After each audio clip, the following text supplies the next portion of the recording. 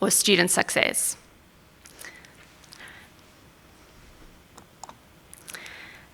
So I want to end here.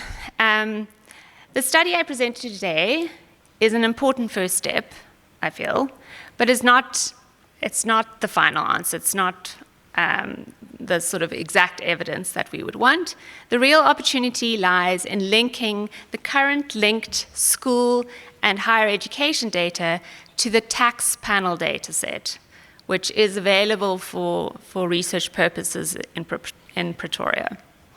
This work is currently in development through a partnership involving the CHE National Treasury and the SA Tide program, but it really needs support in order for it to be prioritized as a sort of national asset that can inform the work that we do. Once those links are established, we will be able to move beyond qualification level labor market proxies and directly observe individual employment and earnings trajectories.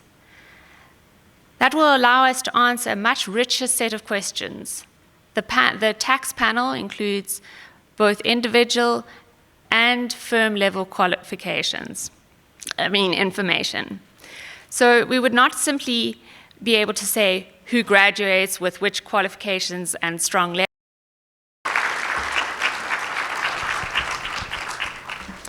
Thank you very much. So we've got time for a Q&A. Please don't run off. If we could take 2 questions from the floor. We've got roaming mics at the back. I think we can take a question from this side of the room and a question from that side of the room.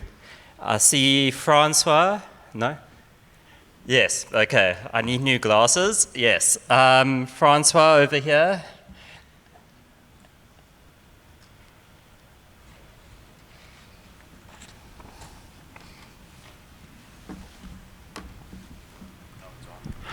Thank you, Nicola. Thank you to SALDRU for this fantastic work. I think you must just email all of us who we need to email so that this becomes a national priority. I cannot think of a more robust data-driven understanding that will fundamentally shift the conversations that we've been having for decades around what universities' contribution is.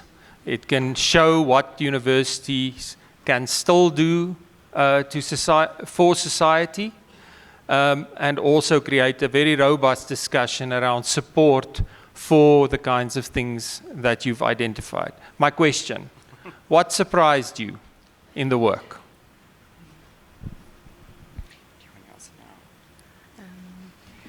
Okay, and if we can then take one more question on this side. There will be an opportunity for questions later as well.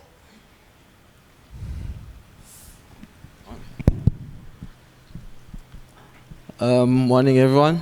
I am Kangiso Ndlovu from the University of KwaZulu-Natal. Thank you so much for your presentation. Although I have a concern, or I would just like to ask if you have considered to ask yourself this question. Why is it that the most established universities currently are not giving enough opportunities to the disadvantaged students from quintile 1 to quintile 3? Because from my understanding is that if you are well established, that means we have enough resources, manpower to try and empower those who are already on the disadvantaged side.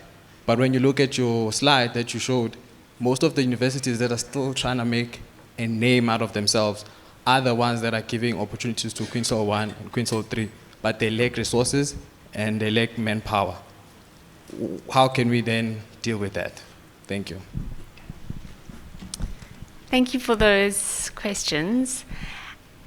I can actually answer them together because I think so part of the paper that we did, or that I didn't present on, is that we did a simulation where you randomly assign students across the institutions, taking into consideration that different institutions have different entrance requirements from matric. And if you do that, what you find is that mobility does narrow substantially across institutions. And that was, but it's substantially narrows across institutions, but it doesn't solve the full problem, or it doesn't completely align all the different institutions. So I found that really, really interesting and quite surprising that it's not just about access, it's about those other, it's the combination of the three things and then maybe just to provide some further information, if you look at the average NSC marks of students entering universities, and that you can do with these data, you see that there's a large variation from around 50% on average to up to 76%, I think it is. And that's strongly related to the institutions which have lower access. That being said, it's not a perfect relationship. And there are institutions which have high NSC requirements and are also taking in a large share of disadvantaged students. So I think this work opens those questions to the different institutions. It says to sort of the traditional institutions which currently have low access and high entrance requirements, are you doing enough to really find those disadvantaged students that do meet your requirements?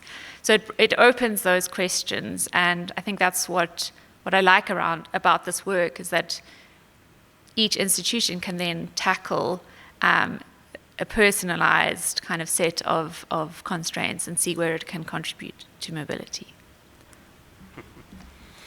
Great, thanks. Let's give Nicola a very warm round of applause. So our next presenter for this morning is Joanna Preston. Joanna was elected the chairperson of the South African Graduate Employers Association Board in 2023. And Joanna completed her honours degree in industrial psychology at the University of Johannesburg and is a qualified psychometrist registered with the HPE-CSA. She began her career as a management consultant in 2003 with Accenture South Africa, and after 2 years moved into the role of graduate recruiter. She joined First National Bank in 2006 to develop FNB's graduate program. Joanna now heads up the Young Talent practice at First National Bank as a whole. Let's give Joanna a warm round of applause. Thank you.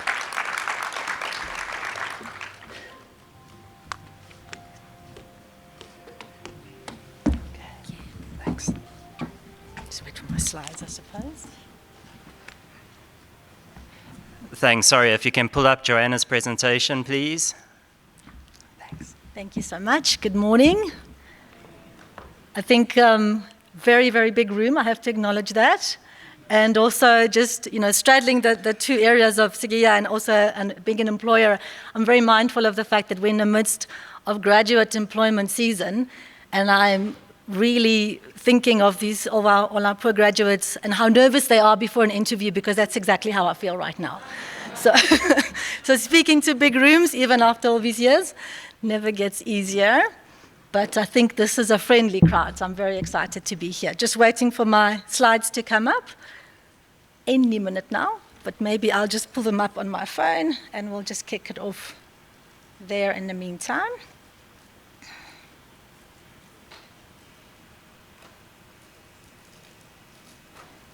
Problem solving. That's basically what we do in corporate, if the problems want to be solved. There we go. Right, so as I've said this morning, I'm here to represent SAGEA, which is the South African Graduate Employers Association. And really what we are dedicated to is connecting and advancing graduate employment. And we do this through helping organizations to attract and retain the best talent.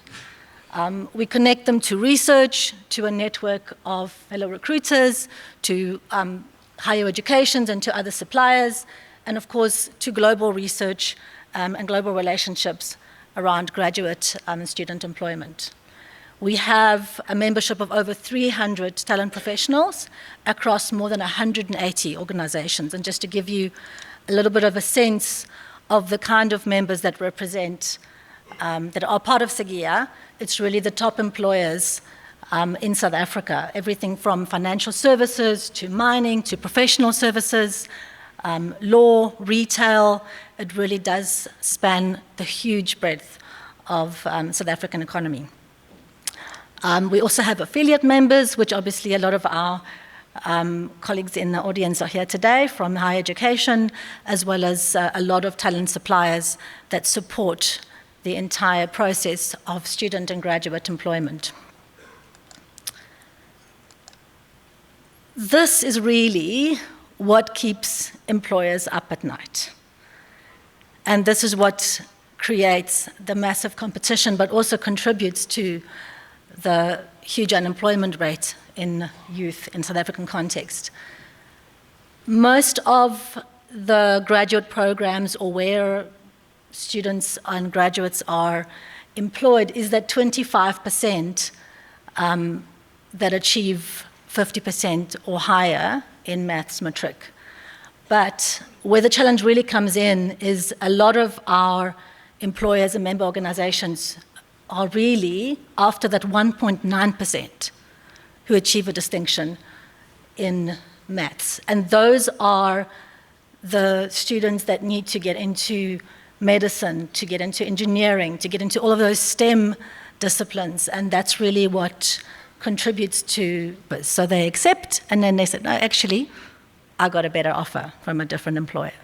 So it just shows there's definitely that peak of the triangle that are causing a lot of competition around employers. That's the war for talent right there. 89% of candidates who do accept offers overall.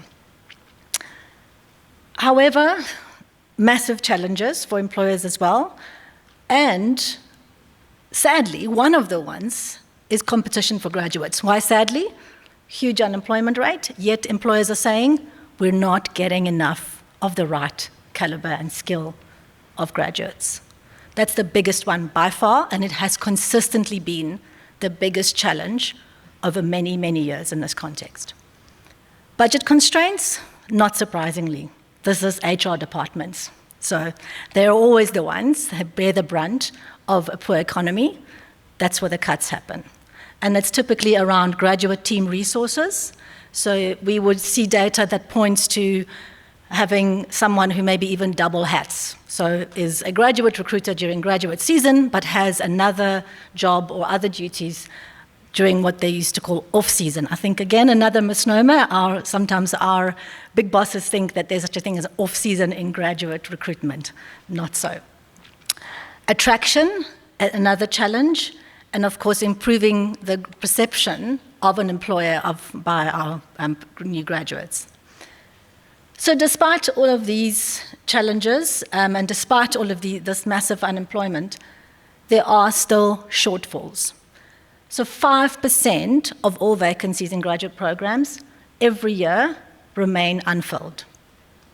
The biggest is in the sector of logistics and supply chain, followed by IT and engineering. On the candidate front, just under 3,000 participants in this particular study, and it was all of the graduates that are actually working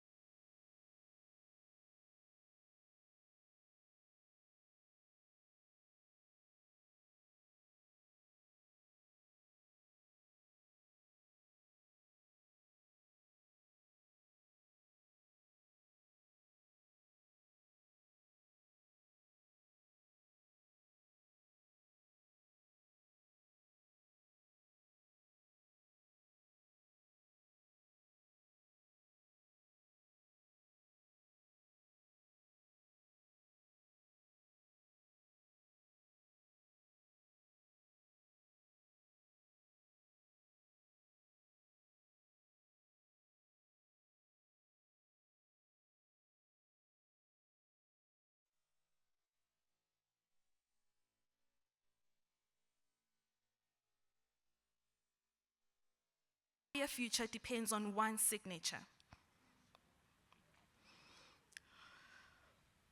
But even then, something stubborn carried me forward. I waited, hungry, restless, trusting. Eventually, the doors opened. Perhaps they always would have. I am a descendant of women who survived impossible things. The first generation student who learned computers from scratch and often outran the night in computer labs. The girl who borrowed time, borrowed books, borrowed strength. I failed tests, cried in silence, and battled loneliness.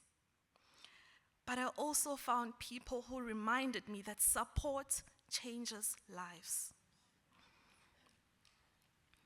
And somewhere between those moments, the girl who once struggled quietly began to blossom loudly. Cum laude, honors, award-winning facilitator, a master's graduate. Now,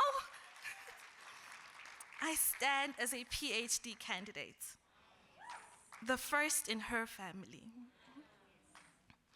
There is nothing about me that was built alone. Not this voice, not this dream, not this woman standing before you.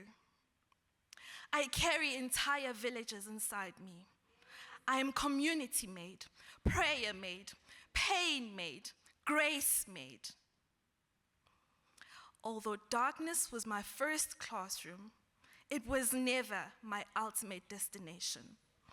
I still carry its lessons with me, not as a chain to the past, but as a reliable compass. A gentler reminder of where I began, not where I belong.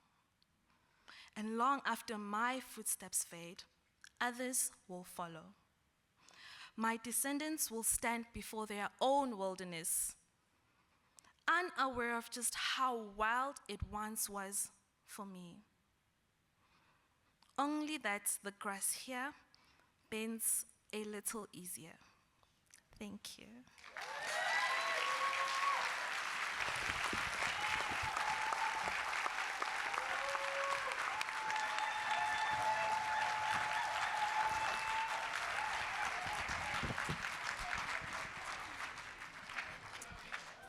Thank you very much for that.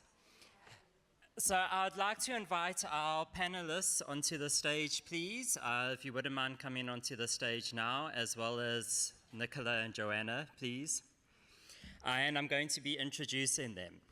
So our first panelist is Prof Maggie Linnington from the Walter Sisulu University and the Deputy Vice Chancellor Teaching and Learning.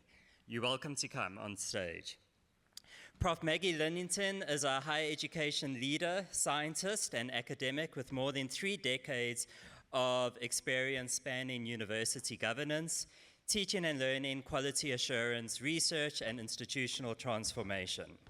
She is widely recognized for advancing technology-enabled learning and fostering student success at Walter Sisulu University.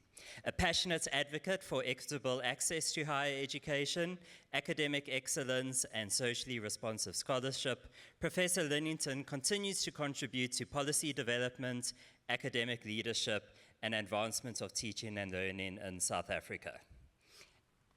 And Maggie, I'll welcome you to present your brief reflections.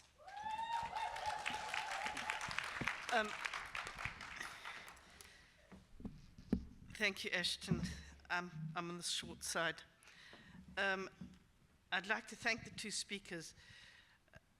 And I know I'm going to be coming from a very different perspective altogether, but I think I'm sort of the sandwich in between the 2. And looking really at employability from a university perspective across the board for all our students. So one of our conundrums we have in life is,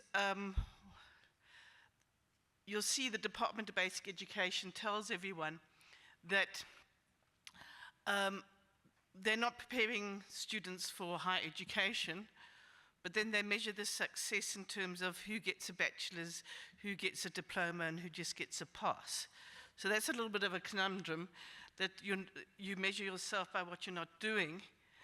And then the second conundrum, I don't know, there we go, is that we say we're not preparing students for the workplace, per se, but then we're starting to measure our success in terms of employed and unemployed graduates. And so I went on a bit of a rabbit hole on employability, what it is and what it is not. And it's not actually, although it's really important, it's not, employability is not, are your students employed? It's having skills, knowledge, attitudes, and experience to be able to secure, maintain, and adapt to employment and become mobile in that. That's the Cambridge Dictionary, and I found a really interesting paper, which I'll get to. So is that measure correct? What are we missing is my questions. And I'm tired of hearing skills taught are not those needed, thus graduates fall out the system, when it's always, in terms of curriculum, saying you've got the wrong qualification or the wrong content. And that's the myth I want to actually talk to. So Simon McGrath has a really good paper on what is employability, and it was looking at both UK and South Africa. And he says one of the best things he says is not as simple as it seems, either in theory or practice. And he says it's not whether you're employed or not, but your ability to be employed, to keep that employment, and to actually make sure that employment is fulfilling, and to move up and become mobile.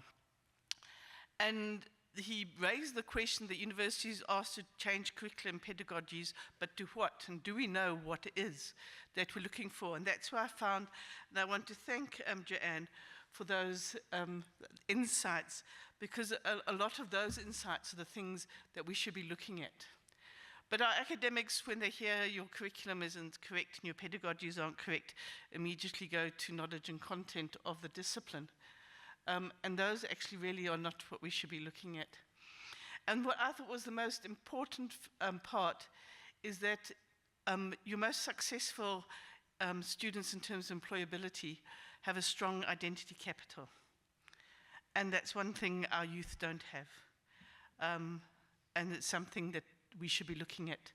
So the factors that affect employability are individual, and that's your discipline knowledge, but it's also those things like understanding of responsibility and consequence, time management, arriving at work, digital management, writing a report, critical thinking. And some of those are in our curriculum, but a lot of them aren't.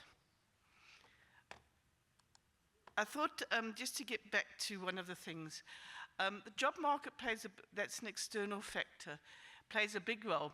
So currently we have unemployed doctors, but we've got a shortage of doctors in the system. So one can't always look at what we are producing and saying you're doing something wrong as universities. Sometimes the job market's also problematic, especially when the biggest employer is government and there are constraints on that. The second one is we can't always as universities create a person who's ideal and fit for purpose. And I once Googled jobs for geographers. And those are the jobs a geographer can walk into. And it goes all the way from an environmental scientist to a prime minister. And in between we have project managers. And there's no ways when you are producing a graduate, you're actually targeting those specific jobs. So we have to think, what are the, so when we do knowledge and skills, especially knowledge, we need to look more on the skills side and say, how do they take what they know and adapt it? And if you look at IT, it changes so fast that us getting stuck in discipline knowledge is not always a wise idea. What is missing from this whole employability? And I think that's the question we should be asking ourselves is are our graduates economically active, preferably within the field that they've studied, but preferably in a good way outside of being employed, and that's probably entrepreneurship. And so when we talk about employability, we need to look at the skills and knowledge that they need as well for entrepreneurship. And a lot of the skills, knowledge, attitudes, and experiences to be a good entrepreneur are the same to be a good employee. You have to understand responsibility and consequence. You have to have time management, and the same ones that for employability, but you need to actually have those added extra issues around starting, maintaining, and growing a business within an adapting environment. And those we need to identify and address. And I found a new, very recent article quite late last night that spoke to the age of technology requires innovation and individuals to develop relevant employability and entrepreneurial skills, not just employability.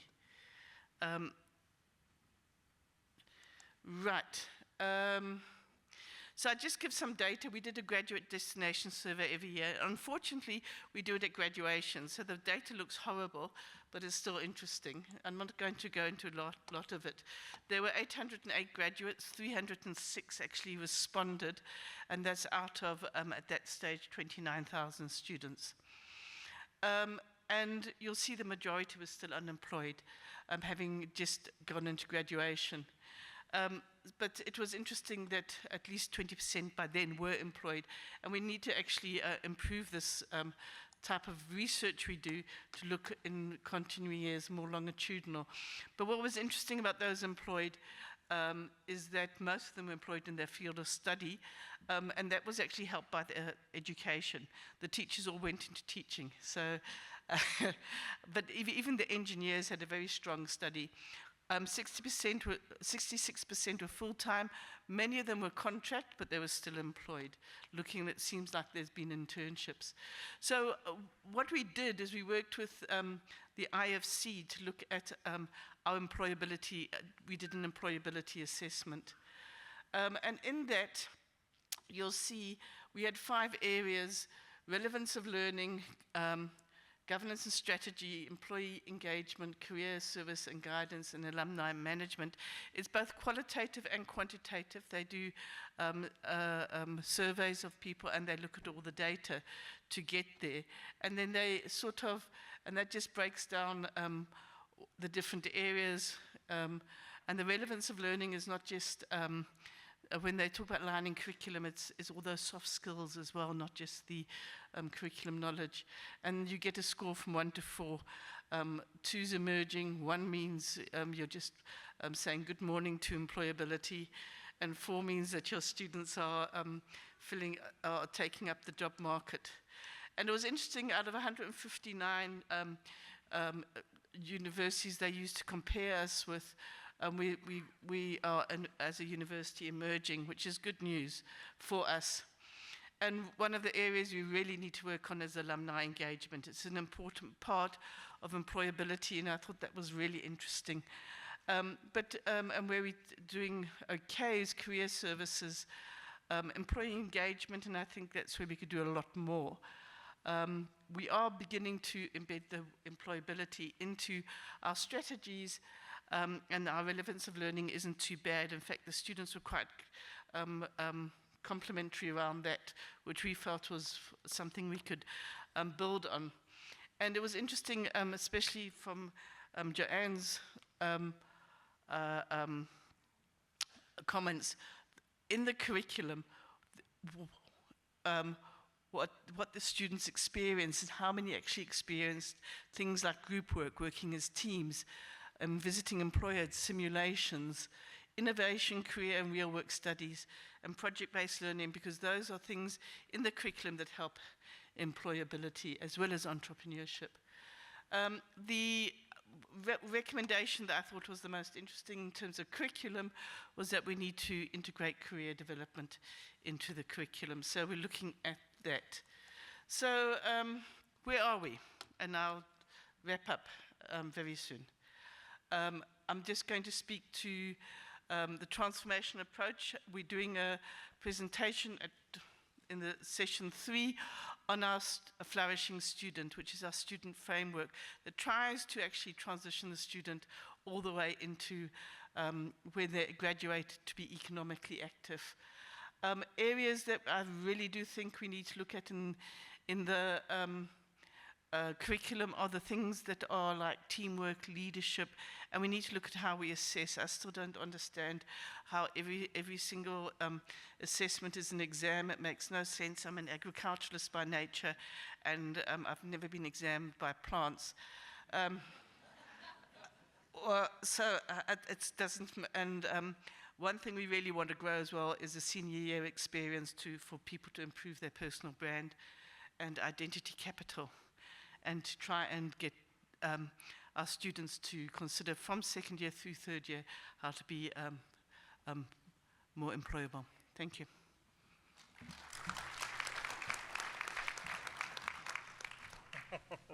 Thank you very much for that.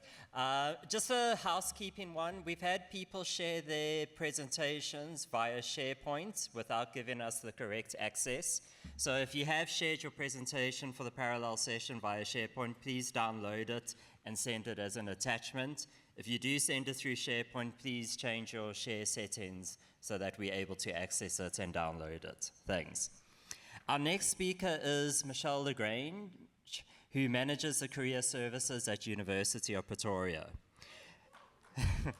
Michelle is a higher education professional at the University of Pretoria with over 18 years of experience in the sector. She serves as Assistant Director, Career Services and Operations, where she leads initiatives that enhance students' employability, career readiness, and graduate success. With extensive experience in career development, employer engagement, and student support, she has developed programs and partnerships that connect students with meaningful career opportunities. She holds a Master's of Philosophy in Responsible Leadership from the University of Pretoria. Passionate about student success and lifelong learning, she collaborates with educators, employers, and industry leaders to advance graduate employability and prepare future-ready talent for an evolving world of work. Thank you very much.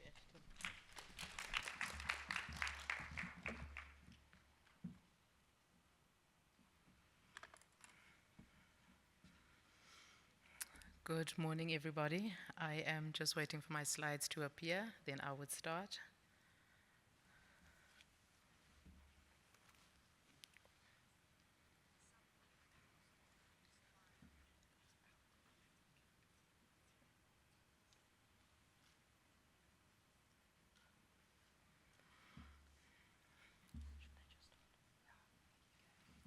Okay, while we wait for that, let me continue.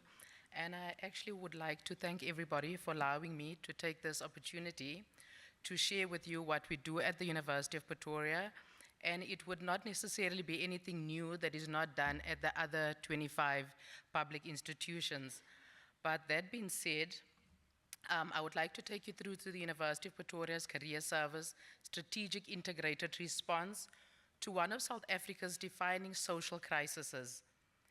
In this harsh economic climate, higher education institutions cannot afford to treat career services as an optional administrative add-on. Employment is not a luxury. It is an institutional necessity.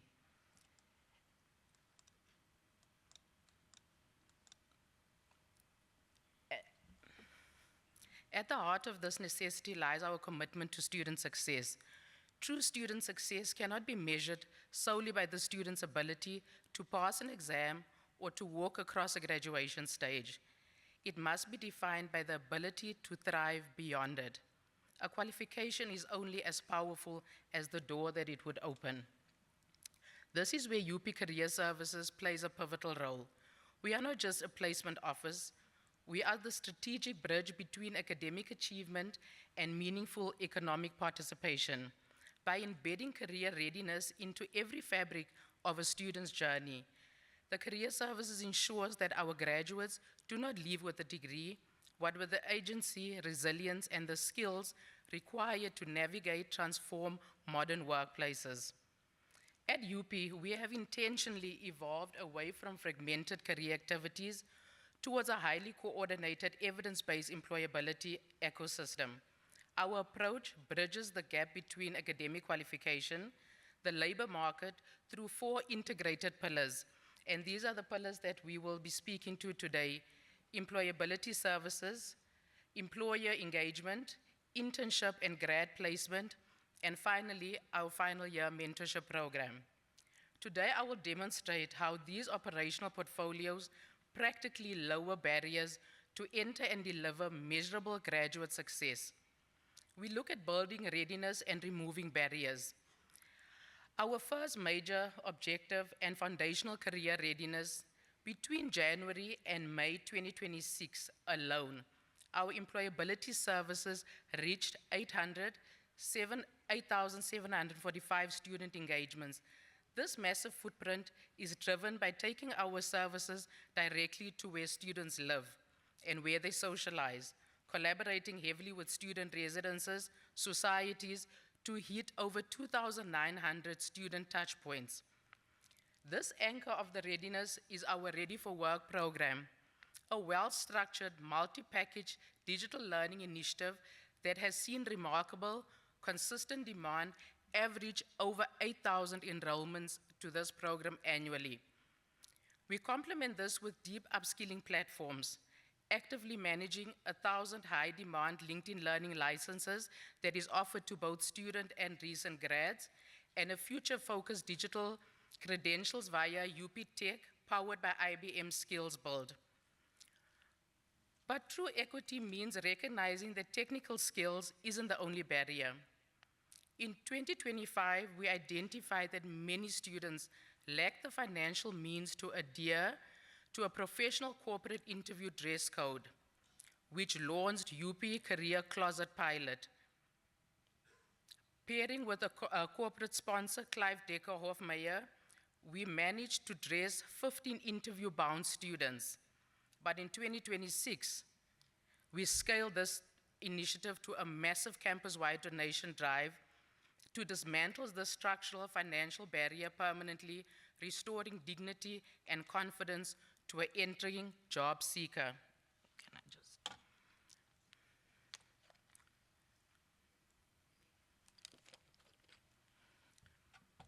When it comes to connect, our second one would be employee engagement and market-led phase.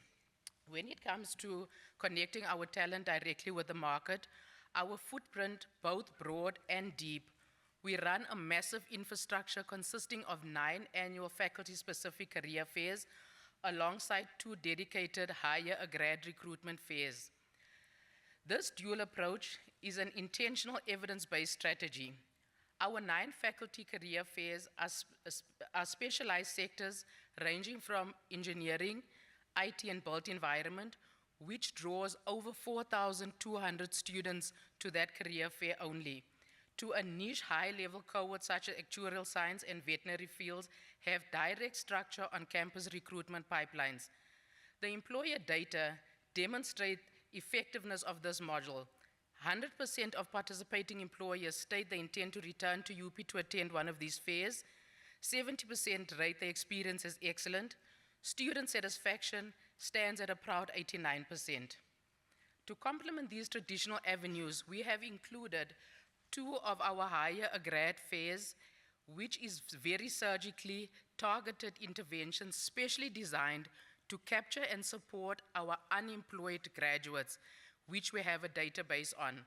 This multi-tiered strategy ensures that no student or graduate is left isolated from the job market, providing comprehensive corporate access across all fields of studies. Our third one is our internship and higher grad life cycle. Moving past general recruitment, our internship and grad placement portfolio, which was established in 2022, serves as practical end-to-end bridge. Since its inception, we have facilitated roughly 744 interns and learners across various SETA, corporate donors, and internal university departments. In direct response to the President's recent SONA call to action for graduate placement, We operationalized our higher grad program through a vigorous 3-tier model. The first one is pipeline. Maintaining an active vetted database of 899 unemployed grads, and these grads should only be on the system 2 years after they have graduated. Then we have the preparation. We train over 2,200 students through the intensive targeted employment boot camps, and our last one is placement, hosting the biannual pre-qualified on-site interview phase to seal the connection. What does hire a grad mean? In April 2026, we had 34 companies conduct 175 immediate face-to-face interviews, advancing over 65% of candidates to first round, considering and resulting in 17 immediate permanent employment placement on the day. Furthermore, what sets UP apart as our continuous life cycle of accountability, we receive our in order to receive our formal internship certificate of completion, an intern must have completed the Ready for Work course, have done 15 LinkedIn Learning modules, and have submitted 12 mentoring reports throughout the 12-month internship. Our last one is scaling our alum and our mentorship ecosystem. Our final stage in this pillar is the final year mentorship program, which has scaled since 2021 when it started. Over the 6 years, it has supported over 8,800 students, engaged more than 6,800 industry mentors, primarily our own success alums as mentors, and by May 2026, we hit a record-breaking 1,919 active mentor-mentee matches for 2026. We have evolved this program past the ad hoc coffee chats. In 2026, we migrated the entire infrastructure to a dedicated UP Alum Connect platform. This has significantly enhanced our data analytics, centralized our safeguarding, and automated correct career interest matching. To maximize real-world exposure, we also pioneered a workplace readiness program, which is happening, in actual fact, started on Wednesday last week with the upcoming July recess. This was backed by heavyweights such as BMW Group, Bowman's, and various national government departments. 33 of our final year mentees will step directly out of the exam classroom into structured job shadowing corporate project delivery this recess. Mentees consistently report immense boost for the market confidence, but while our alum feel a deep, measurable sense of institutional giving back. To conclude on what we offer, what we are is a clear lesson that the university's model offers a broader higher education sector. We shift from isolation to integration. Career guidance cannot exist in silos. By centralizing management and co-locating services, we break down institutional barriers. We seamlessly weaving together alum platforms, academic faculties, and corporate networks creates a powerful mutual reinforcement, the talent loop that benefits the entire institution and our graduates. We must move away from one-size-fits-all career development that we offer. The key of maximizing employment yields lies in a dual tracking strategy, balancing broad industry-specific exposure, such as our 9 career fairs, our hire a grad, and every tier of the market opportunity. In closing, technical competencies alone does not secure employment. If a student faces systemic practical barriers, a world-class degree yields very little if a graduate cannot afford transport or a suit for that interview. This is why holistic initiatives like the UP Career Service Closet are not superficial extras. They are just crucial equity of justice and digital. They are just as crucial to equity and justice as what a digital CV, training, and academic support is. Looking ahead to 2027-2030 cycle, our roadmap is focused on scaling corporate funding, pipeline, and deepening our academic integration so that career readiness is embedded from day one for every undergrad student's journey. Thank you. Thank you very much. If you can pull up the next slides, please. So our next speaker is Professor Giselle Burns, who is Provost at Massey University, New Zealand, where she is responsible for leading both the teaching and learning and research portfolios, in addition to research commercialization. Trained as a historian, Giselle's major research contributions have centered on the dynamics and politics of settler indigenous histories, public history, and the politics of national reconciliation. Giselle has worked for the Waitangi Tribunal and published extensively on its work. An experienced leader in the higher education sector, she has senior management experience working for universities in both Australia and New Zealand. Giselle has a strong commitment to advancing initiatives that enhance equity and access in higher education, and is an advocate for the critical role played by universities in creating social and cultural capital, which drives public benefits and economic well-being. She is currently co-leading a major student success initiative at Massey University, which is delivering real income for all students. Thank you very much. Ngā mihi nui kia koutou, ko Giselle Burns toku ingoa, ko te kuninga ki Pūrihurua Massey University. I've just said, my name is Giselle Burns, and it is my privilege to be the Provost at Massey University in Aotearoa, New Zealand. And thank you very much, Ashton and the team, for the opportunity to contribute to this conversation today. There are 4 of us from Aotearoa, New Zealand here this week. Thank you. There is much in common that we share between our jurisdictions, and it's my first time here at this event, and I'm learning a huge amount, so thank you. And just to acknowledge the contributions also of the previous speakers and the way in which I think that our presentations speak to one another. What I'm going to do in the time available today is just provide some responses from a provider perspective. It gives something of an international perspective, acknowledging, of course, that I come from a discrete context. I will seek to give you a little bit of a flavour of that as well. So my university, Massey University, one of 8 in Aotearoa, New Zealand. We're the 3rd largest university. We pride ourselves on accepting a very broad and diverse student population. We have a larger than is usual proportion of our students who study part-time, who study distance, and who study in flexible hybrid mode. We have 3 physical campuses across the North Island of Aotearoa, New Zealand, and a significant distance provision. We've been teaching distance education for more than 60 years, and we're very proud of that. So diversity is our thing. We're also very committed to our nation's founding document, Te Tiriti o Waitangi, or the Treaty of Waitangi, so the principles of equity and access and excellence, very important to our work, as they are to all New Zealand universities. We are known for our research in veterinary science, for agriculture, for life-based sciences, as well as a range of other disciplines.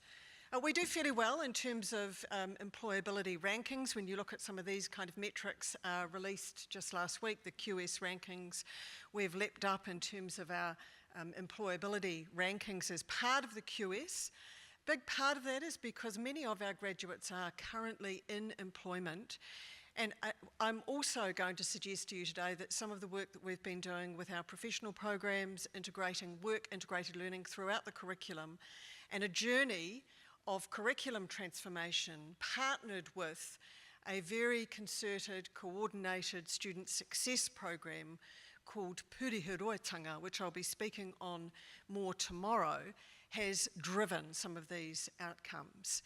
In Aotearoa, New Zealand, we graduate about 44,000 students per year out of our 8 universities. We're a small population, 5 million people in the entire country. Our current rate of unemployment is relatively low. globally speaking, but high for us. Q1 figures had us sitting at about 5.9%, the national figure for unemployment. If you're a graduate with a level 7 qualification or above, the unemployment rate is about 2.6%. So, I've taken the instructions for today quite literally, so just bear with me as we sort of canter through a number of key issues and questions. One of the themes that has been bubbling up in the conversations thus far has been the myriad ways in which student success is defined, and thankfully that is changing. So in my context, we are not only measured and assessed by the government funder, and I think by the public at large, but we're also funded according to a set of indicators that are fundamentally lag indicators, and they speak to qualification completion, progression, retention, the kind of metrics that you would be familiar with. But we think they're no longer sufficient in and of themselves, and we have to broaden out our definition of student success. So that concept of success, of course, is an holistic one, and employability is a critical part of that. Increasingly and practically, we're looking at asking ourselves the question, not just did students finish and complete, but did all students, regardless of their backgrounds, regardless of from where they started, did they achieve meaningful outcomes? And we're having a really interesting national conversation at the moment. My New Zealand colleagues in the room will be aware of this, around a distance travelled or a provider premium kind of metric that we are persuading our government funder to hardwire into their funding metrics for us, which essentially, and many of you might be familiar with this, essentially speaks to the distance that a student has travelled from where they started compared to where they finish. So look at their starting point, their readiness for study, their socio-economic context, their prior achievements, their non-academic capabilities, again taking that holistic piece and looking at how they've met specific milestones. So in practical terms, this includes both academic and outside the classroom support, non-academic considerations, and employability development is a critical part of that, as is research and innovation as part of entrepreneurship. Again, another large theme that we've been hearing over the last day or so. At my university at Massey, we have a large proportion of our qualifications that are professionally accredited that have automatically built into them internships, placements, and work-integrated learning. We're on a journey at the moment of trying to scale that out across all of our qualifications at the university. So prioritising in terms of curriculum design and development and refresh, placements, capstones, that where students are embedded in employers and industry, alongside the more traditional models of internships and real-world projects. This applies also for qualifications that are typically considered to be less applied. And I cite as one example our Bachelor of Arts, which has a compulsory spine, which has a very big focus on work-integrated learning. So leveraging the curriculum is a really important consideration. I'm always drawing on Sally Kift, an Australian scholar. Her idea is that the curriculum is the one thing that all students have in common. So we have to use that as the tool, as the platform to drive change at universities. And that means also bringing in concepts of employability into the design of the curriculum, as well as design of assessments. And this speaks to the way in which we measure it, because measurement determines what matters.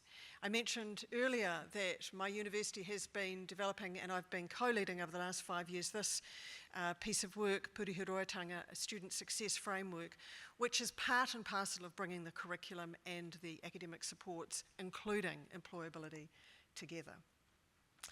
When I asked myself also, you know, what are some of the challenges that we've had at our university, at Massey University, in employing embedded employability systematically across programs and in faculties? Invariably, there's disciplinary variation.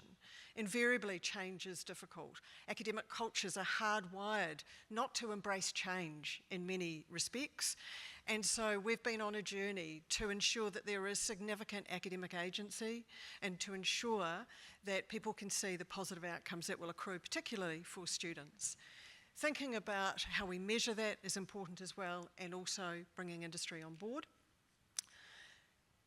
In regards to balancing curriculum with practical skills development and measuring success, this is a win-win, I think. So in terms of curriculum design and transformation, again, which is something that we're really leaning into, the academic indicators need to be very much prioritised alongside the employability outcomes. Again, coming back to curriculum design, coming back to assessment design, and embracing concepts such as design for everyone.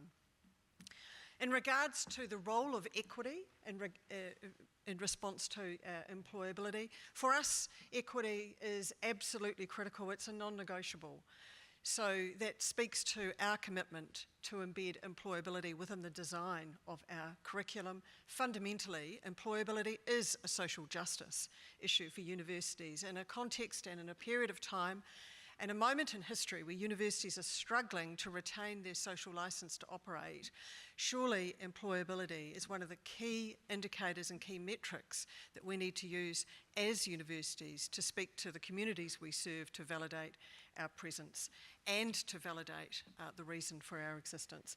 So just in summary, some of the lessons that we've learned in regards to embedding employability through the curriculum would be that we need to think systemically. We need to leverage data, use that proactively, use that predictively and in safe, ethical ways. And fundamentally, we are learning, and we're on this journey, we are learning to align strategy, curriculum and support and centre equity throughout. Equity is not marginal and equity is non-negotiable. So fundamentally, all of these strategies lead to better data insights. Thank you very much. I'll leave it there. Kia ora. Thank you very much. So I've got a question now for our panelists. So we do work in the higher education space where the males underperform compared to females, but when we move into the enrollment and the workplace, we have much higher unemployment rates for females, even when it comes to our female graduates. And I think it's no coincidence that we have a panel full of females talking about employment. So I'd like to hear your reflections on that. Thank you. So, I mean, coming at it from a research perspective, one of the things I think we do need to be cognizant of is that for graduates, it's less, that divide is less apparent than other groups. But even if you look within the graduate group, there are these lower levels of employment for females. And from the work that we've done, it predominantly comes down to, again, the courses that are being taken, so the mix. I'm not saying that's the full extent of it, but that is a key component. So women going into qualifications and fields of study that have lower labour market absorption. But again, I think this is an area which needs to be unpacked further and to think about how much of it is still sort of discrimination within the labour market, and whether there's going to be this change from the employer perspective of which jobs women can take. Thank you. Thank you. I think from evidence at my institution, I think the female student is showing up more in graduation and also in the statistics of what they do. But as just alluded, I think it has to be a mindshift change as to what roles are fit for females, because I don't think we should still be limited to that. And I really think as South Africa, we have moved into a space you've just mentioned. There is 5 of us and we are all females within this space. So I think there is opportunity and we are moving in the right direction to actually have females in these key positions. I'm going to try to be brief because there's so many points jumping around in my head. But I think to start with, definitely to your point, it's around the selection of the degrees or the qualifications and which ones are those that industry actually looks for. So that seems to be the biggest determinant of how many female graduates. Although if you look at the SAGEA data, it actually skewed more towards female. So I think, to your point, the graduate market doesn't necessarily skew in that direction. But I think just an important point to reflect on is even downstream in industry, in corporate, this problem persists. So we do need to understand a little bit more about those gender differences. Personal experience, confidence. Confidence, and also seeing, quote unquote, people like me in positions to which I aspire to.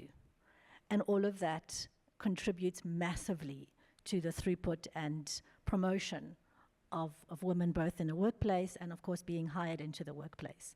So, I mean, there's so many things around networking and you know, just embedding opportunities to develop that confidence. But a big part of it, yes, it's about presenting those role models in positions of success that I think hugely contribute to that. Yeah, let me stop there.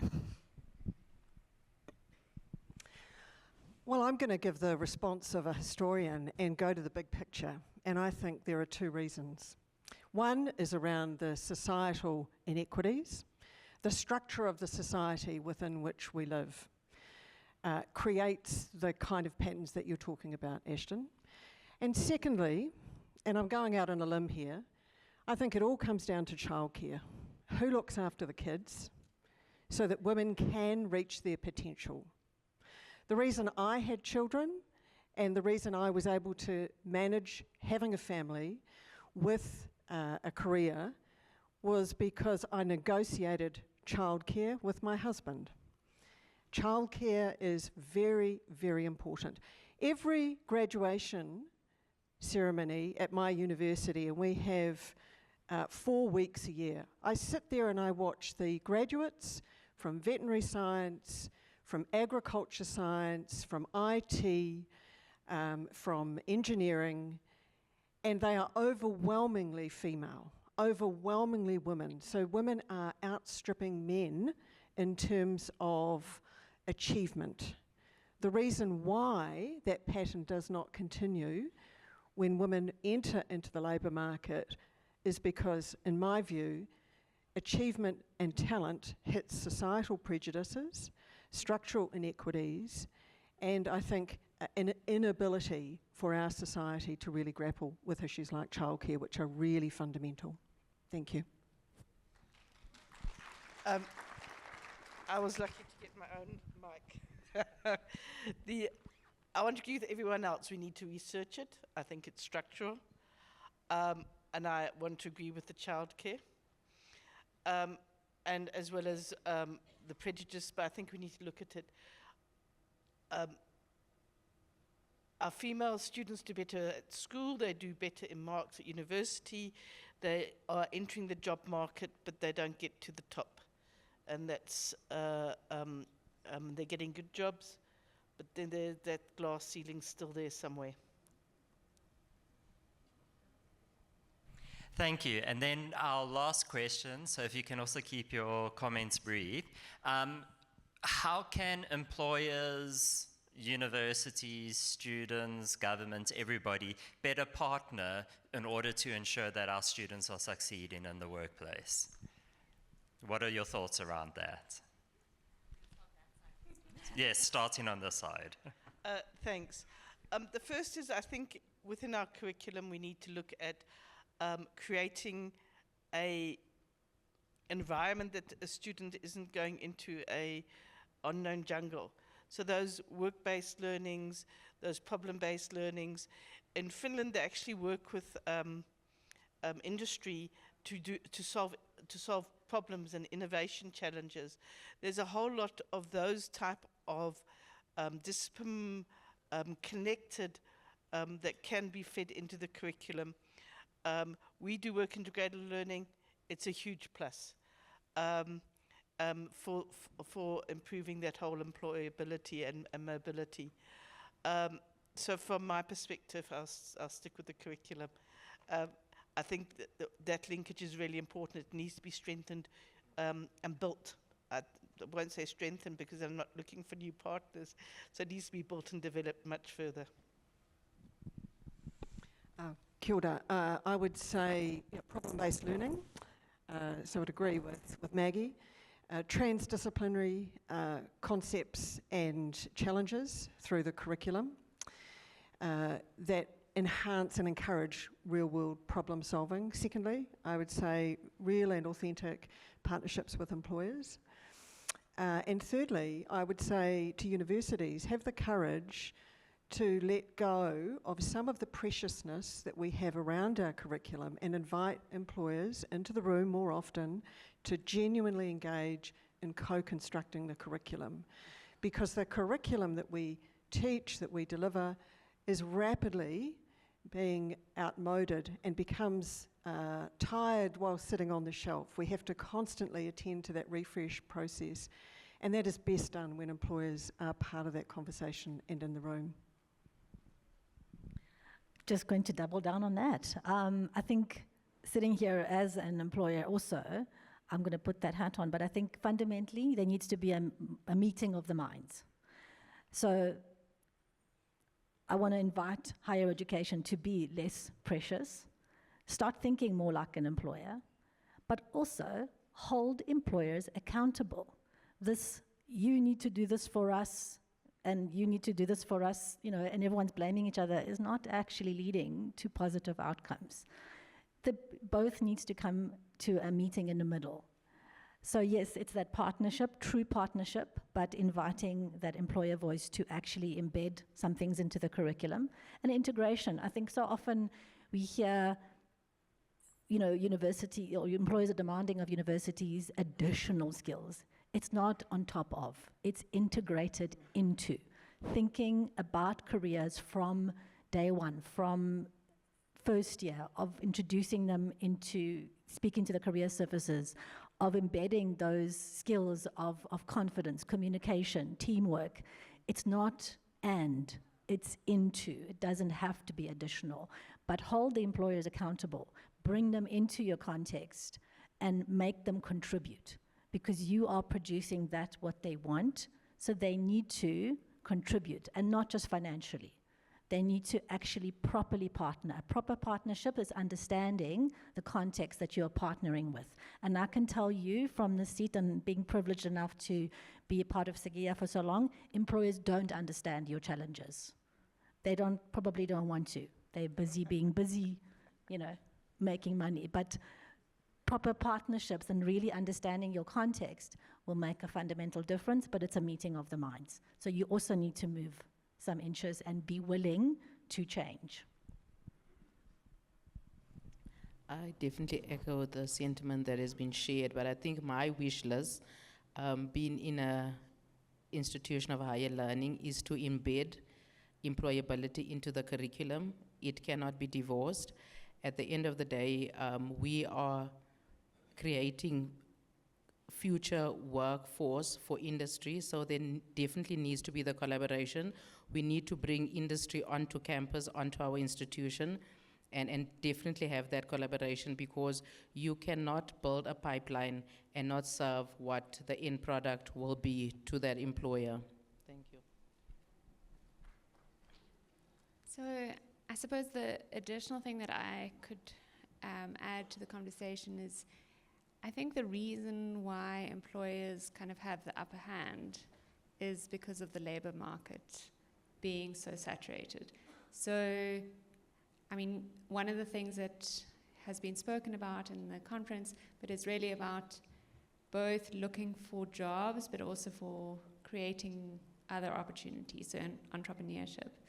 And I think one of the key things that sort of from the data infrastructure side of things we can think about is that that's a way to create this loop between what is happening in the labor market and back into the higher education institutions. So really understanding which graduates in which programs aren't making it into the formal labor market or are making it into entrepreneurship that's registering in the formal labor market, and then using that information to then feed back into career guidance so that there's a systemic loop where we can really inform graduates based on the realities of the South African labor market.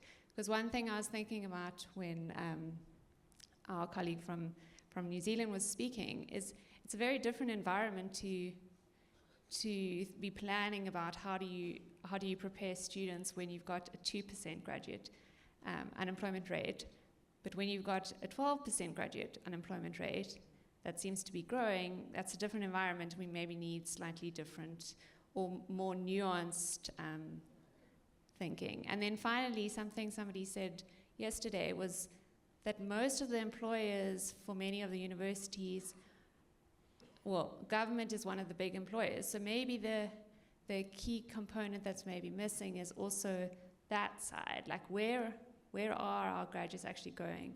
It's not just into business, it's also into government, and that can be a really good job and a sustainable piece that needs to be brought into the conversation. Thank you very much. Let's give our panelists a huge round of applause. Thank you.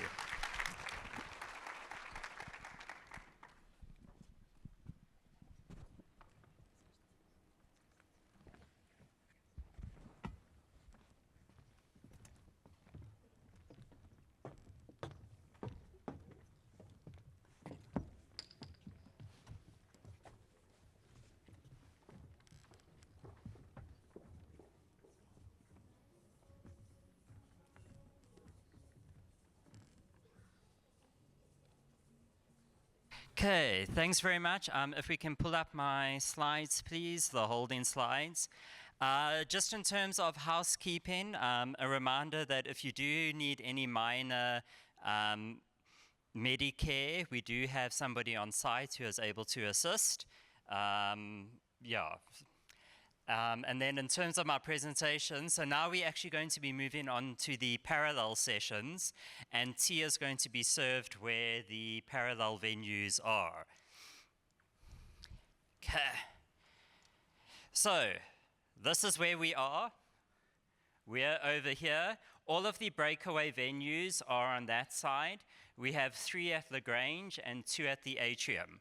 So you're going to leave now, you'll walk out past reception, and then you'll walk across the car park to land up there by Lagrange or the atrium.